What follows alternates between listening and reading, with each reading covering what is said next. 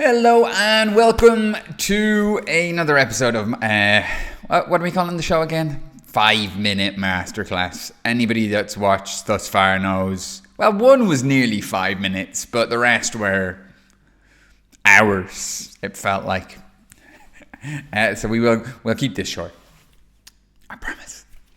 So today's episode of 5-minute masterclass: what pirate radio can teach us about social media. For years I've thought about socials using this pirate radio method, and I think it really helps to explain some of the fallacies that artists have around their social media, especially when it's like, I just need to grow a following, I just need that follower number on my social to go up, when really it's just not about that. And here is why. Look, back in the day when pirates were running their stations, it was emerging artists like you. You know, they're going to get together, get a transmitter sorted, get some gear, get a studio sorted. And the name of the game was, let's try and get this transmitter on the highest place we can. In cities, it was usually on tower blocks or mountains off sort of to the edge of the city, but let's use the tower block analogy because it quite often was tower blocks. You would start off in whatever tower block you could get, and the reason you wanted to go higher and higher and higher was because FM is line of sight. So the higher the transmitter went, the more people that you reached. So the taller the mast, the bigger the audience. So just like that, you have the pirate in the small little tower block, and he's like, yep, I'm doing all right. I've got some listeners. It's all good. Then the guy up in the next tower block, I have a bigger audience, and I put slightly more effort in, and I'm doing better. So more listeners, slightly more creative, better station. Then the artist in the next tower block up, the biggest tower block of them all, I reach the most people, and I'm fucking smashing it. So he was the tallest, and he reached the most people. He or she reached the most people. So the technical term for it is the equation: transmitter by meters high by sick fucking tunes, because the content still has to be good, equals smashing it. So I want you to think of your social media just like this. When people are talking about, I got to play the social media game, and I don't really want to be doing this, and it's all about followers, and I couldn't give a fuck about followers. Think of it like this. You're not chasing followers for followers. You don't care about followers. The name of the game is the exact same as this game that you're looking at here. It's about reaching the most people. Back in the day, the pirates used to put their transmitters on the highest building possible to reach the most listeners possible, to reach the most people possible. Now, you grow your social followings for the exact same reason, to reach the most people possible. Only now, it's not line of sight. You can reach all around the world. It can go absolutely crazy, but it's the psychology, the reason and the motivation behind it is identical. So it feels like pirate radio is this really cool thing that every artist, should really aspire to. And social media, it's not cool. It's this kind of thing off to the side. Where really, look, it's the reason behind it was the exact same thing. You've got music you want to share. Here's how to get your audience. So I've said it before, fuck followers. Fuck growing your followers. It's not about followers. It's about getting that transmitter up on the highest tower block possible and reaching the most listeners. Now, the important part with listeners are they've got to tune in. They've got to care. They've got to be actively tuned into your message. That's where the next bit comes in. I want you to think about, say that high tower block. Let's say it's got 100,000 listeners spread across London.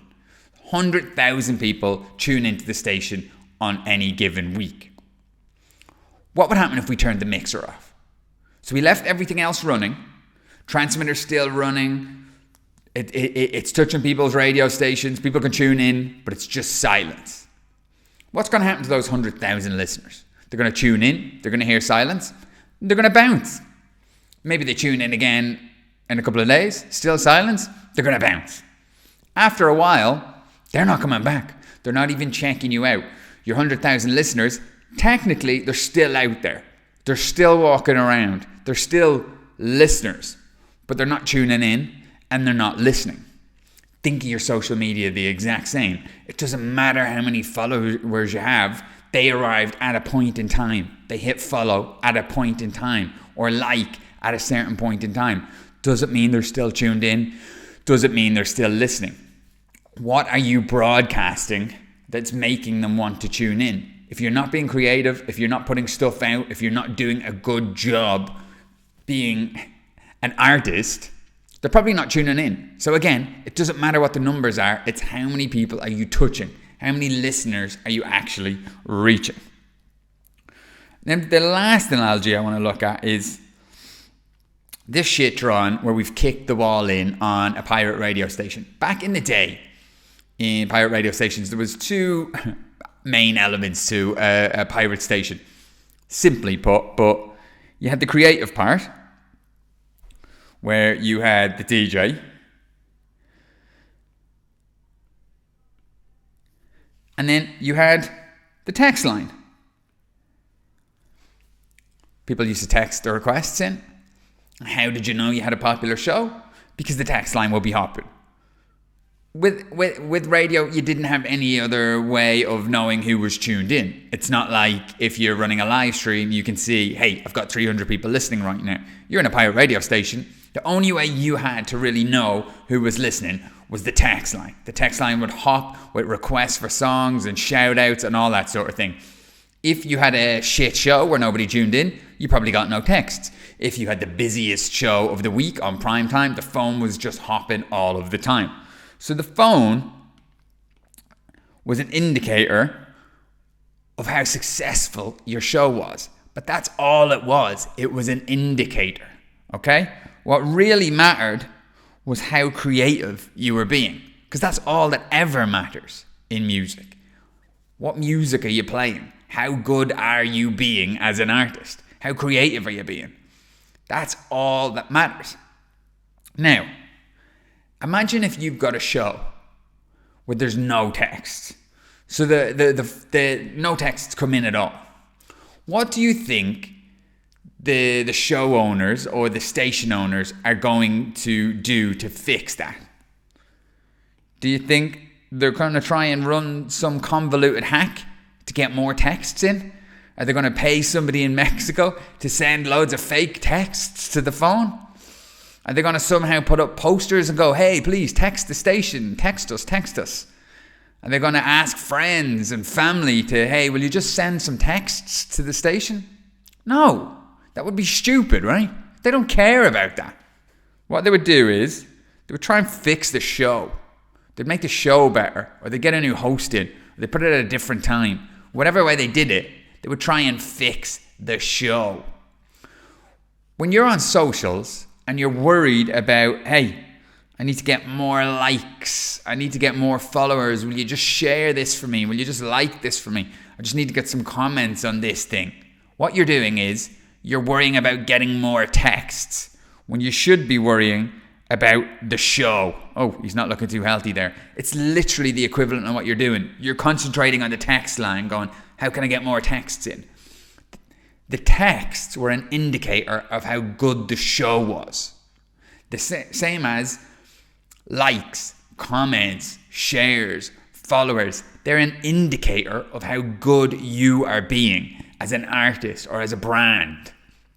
So if you're not getting enough likes or shares or comments or listens, don't try and manufacture ways to get likes, shares and listens, because that's as stupid as a pirate station trying to get more texts. Fix the show. Fix what you're doing. Be more creative. Post more regularly. Post new content. Put out more mixes. Try some cool new shit musically. Whatever it is, fix the creative side. Fix the creative side and the followers will come. Followers are a byproduct of great content. The same as lots of texts were a byproduct of a great radio show. So you wouldn't try and get more texts? Don't try and spend your time fixing social media nonsense. Everything boils down to creativity. Get that right and everything else will follow. That has been my 5-minute masterclass for today. We didn't do too bad, 10 minutes. I will see you in another future episode of 5-minute masterclass where I take childish drawings and talk absolute nonsense over them for way over the allocated limit. But I'm into it. If you are too, hit subscribe, follow, all those SMS type things that I'm not supposed to chase according to this video. But give me them if you have them. See you in the next video. Hey, thanks for watching my video. If you've made it this far, please do me a favor. Like, subscribe so you can get all the future content, and let me know in the comments what you thought of this video. But more importantly, if you're a DJ that wants to get more bookings, if you want to lock in better clubs, better festivals, and more of them, I want to give you the system that we use to do this with DJs. I want to give you the full blueprint, all the training to run you through it, and any of the tools and templates that you need. There's a link in the description down below where you can go and get it now for free. Go help yourself. Let me help you. Let's get you booked together.